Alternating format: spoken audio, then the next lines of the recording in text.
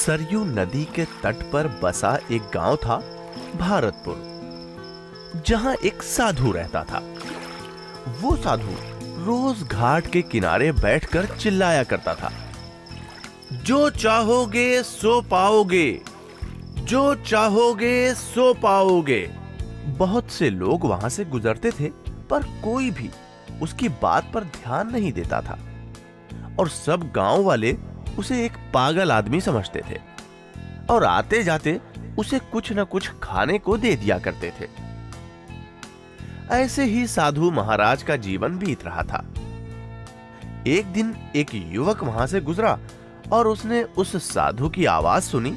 रोज की तरह वो साधु जो चाहोगे सो पाओगे, जो चाहोगे सो पाओगे की रट लगाए हुए था और वो युवक मन में उम्मीद लिए आवाज सुनते ही उस साधु के पास चला गया।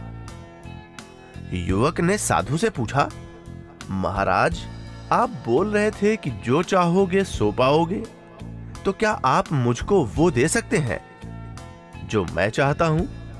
साधु उसकी बात को सुनकर तपाक से उसका जवाब दिया, बिल्कुल बेटा, तुम जो कुछ भी चाहते हो वो पा सकते हो, अगर तुम मेरी कही दो बातें समझ लो। लेकिन सबसे पहले ये तो बताओ कि तुम्हें आखिर चाहिए क्या?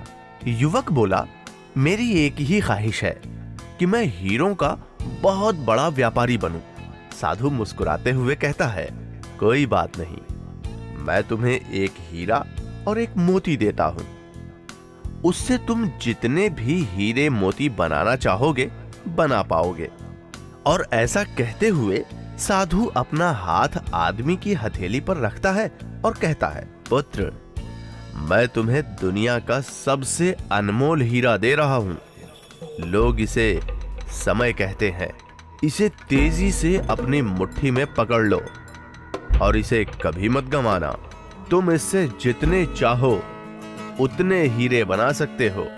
युवक अभी कुछ सोच ही रहा था कि साधु उसकी दूसरी हथेली पकड़ते हुए कहता है, पुत्र, अब इसे पकड़ो। ये दुनिया का सबसे कीमती मोती है। लोग इसे धैर्य कहते हैं। जब कभी समय देने के बावजूद परिणाम न मिले तो इस कीमती मोती को धारण कर लेना। याद रखना, जिसके पास ये मोती है वो दुनिया में कुछ भी प्राप्त कर सकता है। युवक साधु महाराज का धन्यवाद करता है और गंभीरता से साधु की बातों पर विचार करता है। साथ ही ये निश्चय भी करता है कि आज से वो कभी अपना समय बर्बाद नहीं करेगा और हमेशा धैर्य से काम लेगा। और ऐसा सोचकर वो हीरों के एक बहुत बड़े व्यापारी के यहाँ काम करना शुरू कर देता है और अपनी मेहनत और ईमानदारी के बल पर एक दिन खुद भी हीरों का बहुत बड़ा व्यापारी बनता है। समय और धैर्य जीवन के वो दो हीरे मोती हैं जिनके बल पर हम बड़े से बड़ा लक्ष्य प्राप्त कर सकते हैं।